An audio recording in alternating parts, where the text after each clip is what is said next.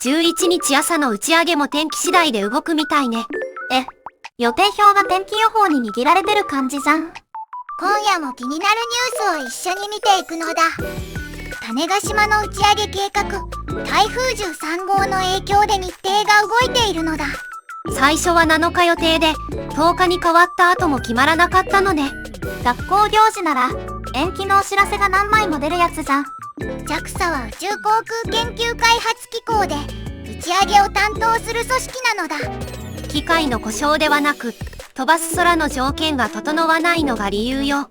ロケットって、ちょっと曇ったら即アウトってわけでもないよね。風や雲などを細かく見て、完全に飛べるか決めるのだ。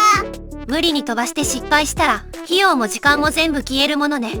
一発勝負のテスト前みたいで、慎重になるのもわかる。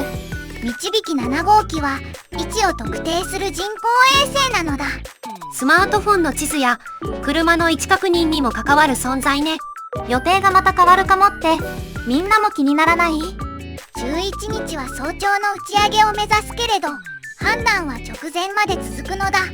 漆黒の空を咲くはずが、まずは雲の許可証待ちというわけね。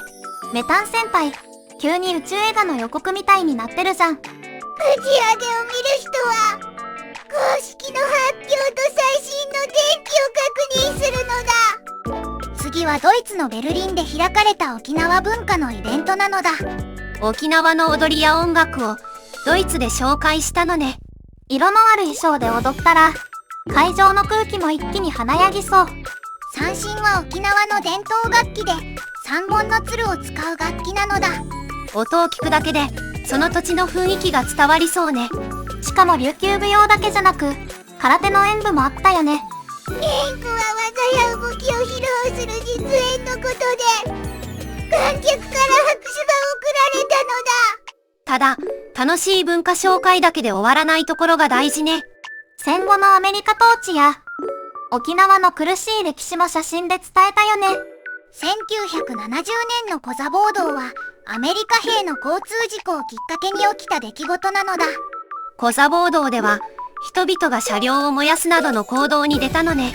ベルリンにも戦争や分断の歴史があるから、共感した人がいたんだ。違う地域の経験でも、歴史を知ると重なる部分が見えるのだ。言葉が通じなくても、音楽や動きなら伝わるのかしら。文化祭で知らない学校と交流するときも、最初はそんな感じじゃん。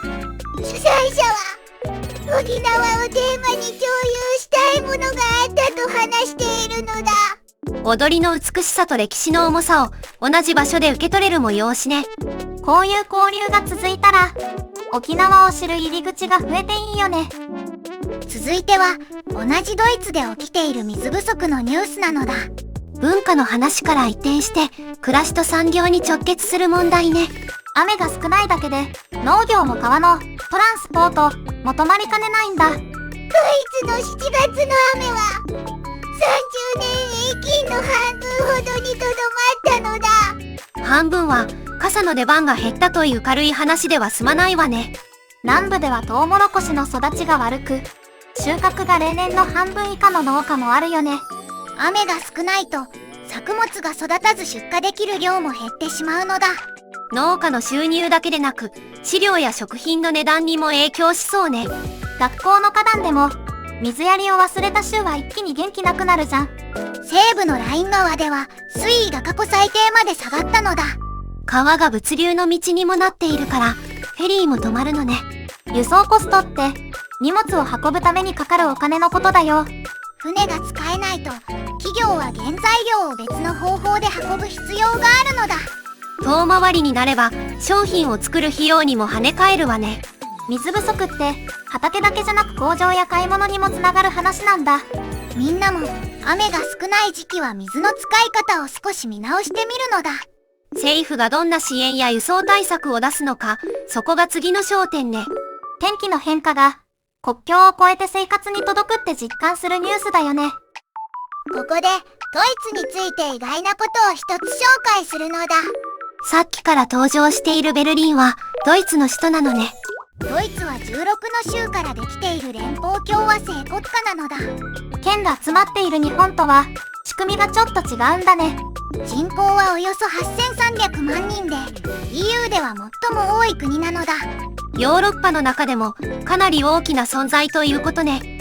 1999年からはユーロを使うユーロ圏の一員でもあるのだ。ニュースの舞台を知ると話が少し立体的に見えてくるじゃん。今夜の話、天気も文化も暮らしにつながってたよね。概要欄に記事へのリンクもあるから気になる人は見ておいてね。面白かったらコメントで気になったニュースを教えてほしいのだ。それじゃあ次回も一緒にニュースを見るのだ。またねなのだ。